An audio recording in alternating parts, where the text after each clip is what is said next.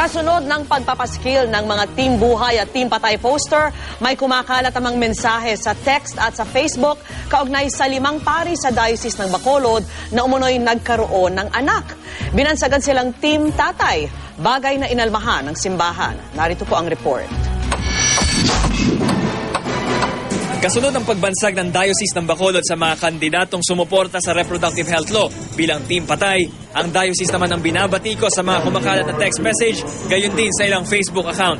Nakasaad dito na 5 sa mga pari ng Diocese ang di umano'y nagkaanak, binansagan silang Team Tatay. Pero inalmahan ng Diocese of Bacolod ang personal daw na pag-atake sa mga pari at paglihis daw sa isyong nais nilang pagtuunan ng pansin ng mga botante sa eleksyon. Just come out and we will be able to see you and face you formally. So we don't deny and we don't affirm. If we entertain any text, anybody can make a text and claim something which is in fact libelous. Si COMELEC Chairman Sixto Brillantes natawa na lang nang tanungin tungkol sa Team Tatay. Pero seryoso pa rin daw siya laban sa Team Buhay at Team Patay posters na ikinabit na rin ng isang simbahan sa Cebu. Yung pa rin naman ang issue. Hindi naman yung freedom, may sukat lang ang pinag-uusapan. Binaklas na rin ito ng Our Lady of Lourdes Parish dahil di raw alam ng pamunuan kung sino ang nagsabit noon. Di pa rin malinaw kung may epekto o wala ang isyong ito sa kampanya ngayon. Sa pinakahuling survey ng Pulse Asia nitong katapusan ng Pebrero, nangunguna ang re-election ni Senators na sina Loren Legarda, Chis Escudero at Alan Peter Cayetano. Nasa ika-4 hanggang ika-9 na pwesto naman sina Cynthia Villar, Congressman J.V. Ejercito, Bam Aquino at Nancy Binay.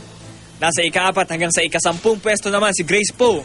Si Coco Pimentel nasa ika-4 hanggang ika-12 pwesto. Nasa top 12 din ang survey sina Senador Gringo Honasan, Congressman Jack Enrile, Senador Antonio Trillanes IV, Edgardo Angara, Mig Subiri at Richard Gordon.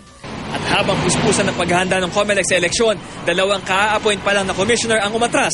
Si Attorney Bernadette Sardillo, hinilingan daw ng pamilya na manatili sa pribadong sektor. Ang appointment naman kay Attorney Macabanggit Lanto, iniintriga dahil ang nagrekomenda sa kanya si Senador Franklin Drilon na campaign manager ng Liberal Party.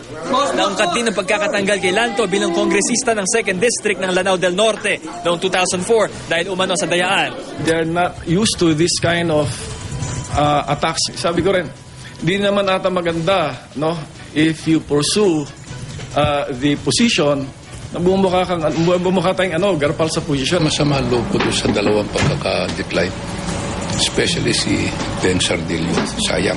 Tiniyak naman ng Malacanang na agad pupunan ng mga bakanting posisyon sa COMELEC bago ang appointment ban sa March 29. Para sa saksi, Bam Alegre, nag-uulat.